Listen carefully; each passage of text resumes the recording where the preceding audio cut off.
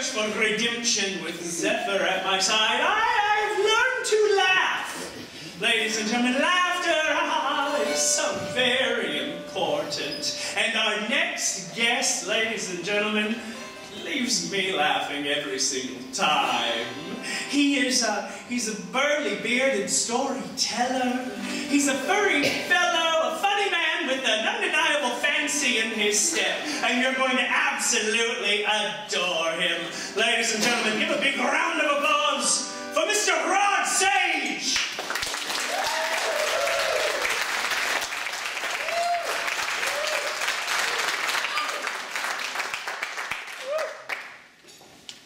So I just turned 30 and I was living in San Francisco at the time, and for my 30th birthday I wanted to do something special for myself, a little me time. So for me that meant getting laid. I went to this bar called Daddy's in the Castro, and Daddy's was a man's bar. You know, the type where you walked in and it was dimly lit, and as you got towards the back it got darker and darker. And Daddy's kind of encouraged a type of kinky behavior. And in fact, one of my best friends, Paul, used to be a bar back at Daddy's, and he'd often tell me how the owner would put a pool ball up his ass, and sometimes that pool ball would fall out and roll down his jeans and go on the floor and roll down the bar. And this is where I met Jeremy. Jeremy was a 6'2" redhead, who always wore a baseball cap very low so you couldn't see his eyes. And he had a very nice, beefy build and a great set of tits. Now, side note, I'm a tit man. Yes, I might be gay, but I am a tit man.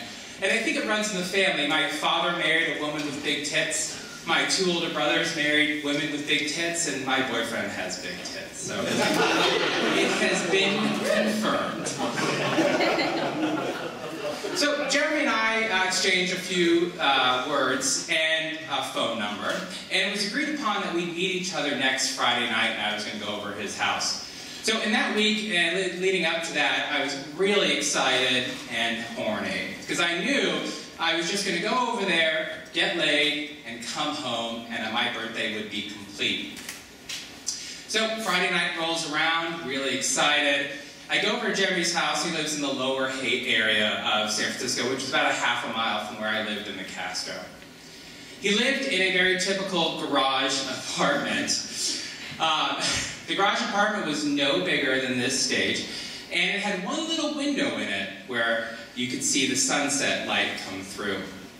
It was dark and musty, and we started to chat a little bit. And Jeremy turns to me and says, "Oh, my friend's coming over." And I thought to myself, great, 3-way, perfect.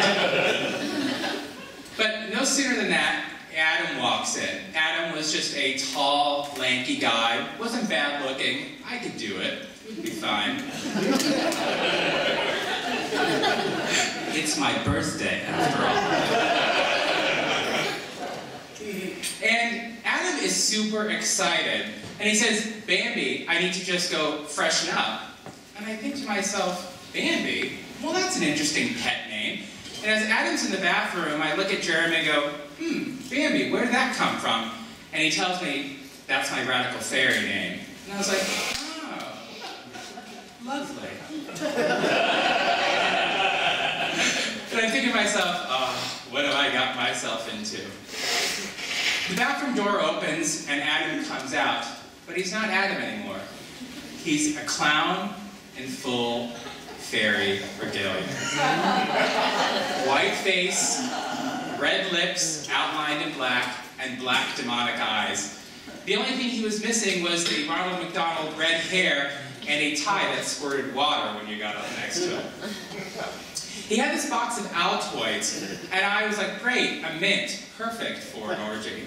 And as he opened it up, there were little Smarties tablets in there, and each one of the tablets had ecstasy and acid in them. Now, up until this point, I had only smoked marijuana, and I wasn't about to take a Smartie pill, as that's one of my favorite candies, decided to pass on this night. And figured, I won't do that. But Bambi and the clown both took one.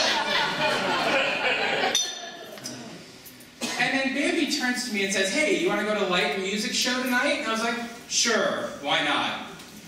You know, everything's on the table, let's go for it. So we proceed to leave and walk a few blocks down. I thought we were going to this Light Music Show, but we reached this other house about a few blocks away. We entered this nice wooden gate that you know, creaks when you open it. We walk in, and I see this kind of lush forest out, where all these half-naked boys are running around. There are these little nymph boys kind of just floating up in the air.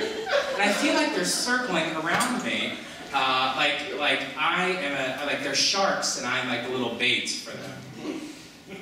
Well, and they start talking about me as if I wasn't there. So nymph boy number 2 looks at Bambi and says, well, he's cute. And I think to myself, well, so are you. And can we just stay here? Because not only we have the clown and Bambi, now I've got all these nymph boys. And I'm like, I'm ready, let's have sex. I came to get laid.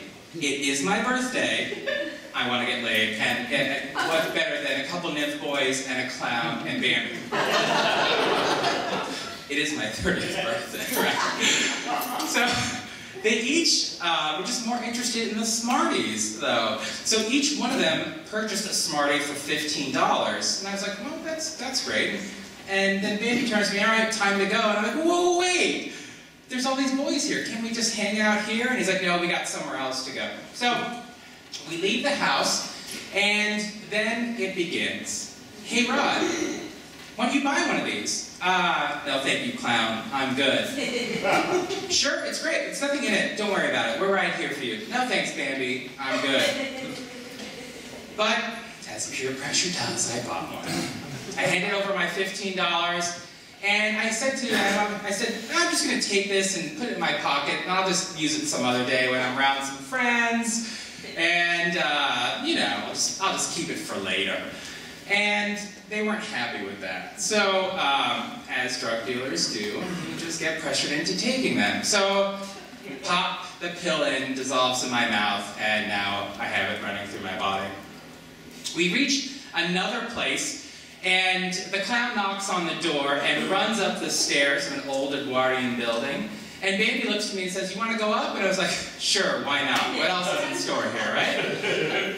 So I run upstairs, and there's this dark and dingy kind of apartment, and there are these 4 frat guys just crowded on a couch, and they're all buying these Smarties tablets, right? And I look at the frat guys, I'm like, well, you guys are cute too, so can we just stay here? I'll just deal with the dingy apartment and get off, and then I'll just go home. It's night is still young, I can still be in bed with bonbons by 10:30, this is perfect.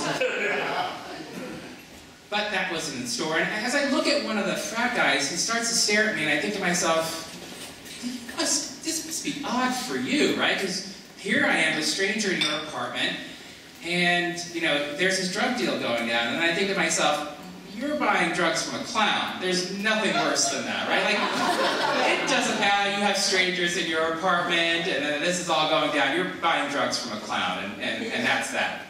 So we leave that building and apartment, and we finally are on our way to the Light and Music Show. Now, it's a rave, kids. It's not a Light and Music Show. It's a rave. And it's funny, because the next day I told my boss kind of what happened, not all the details, and I said, I went to a Light Music Show this week, and he said, you mean a rave? And I'm like, yeah, I went to a rave. So, we make our way to the rave, and apparently all the money that they've been generating from selling these Smarties tickets buys them tickets into this rave. I didn't know raves were that expensive and cost $50, but I was gainfully employed and happened to have the cash on hand. So I went into the rave along with Bambi and the clown, and we went to the Fillmore Theater. Now, the Fillmore Theater is one of the most historic places in San Francisco. I mean, you had acts like Janis Joplin there, Jimi Hendrix, the B-52s. I mean, you had everything going on in this one historic place, but tonight it was different. All the lights were turned down very low, the music was extremely different, there was neon paint everywhere, there was pictures of animals, or stuffed animals, like teddy bears and sheep and goats, I don't know what it was, but all I know is I didn't care. The drugs were running through me, and I was feeling really euphoric, and I was dancing my ass off. And I was really super horny at this point, right? So I was already horny, right? I had built up, I had jerked off in a week, because I wanted to get laid, right? And here I am running from house to house with all these hot guys, and I still haven't gotten laid. And now I have ecstasy through my body, right? And so I start dancing, everything's looking fine, and Jeremy and I are kind of dancing with each other. And I look over sometimes at the clown, and he's just too weird for me, so I focus right and we're dancing. But like most drugs do, paranoia starts to hit in. And I feel crazy, and I feel like I'm going to throw up. And then I think to myself, well, I don't want to throw up when I'm sucking Jeremy's dick. That's going to be not the type of birthday I had in mind. Okay? So I told Jeremy and the clown, I'm like, I can't handle that, I got to go home, I got to go home. And, you know, I wanted to leave the rave, but they insisted on coming with me, which I thought was a really nice gesture, that they would leave this rave that they sold all these drugs for, only to be there for a few hours and escort me back. So we all leave the rave, we get in a cab, and we make our way back to Jeremy's apartment, or Bambi's apartment, sorry. And we walk back in through this garden apartment, in through the garage, and through the back, and it's extremely dark at this point, and they throw me on the bed because I just was not feeling good. And I shut my eyes. The room stops spinning, and I start to calm down. And I feel a dick hit my face. I feel it hit my face again.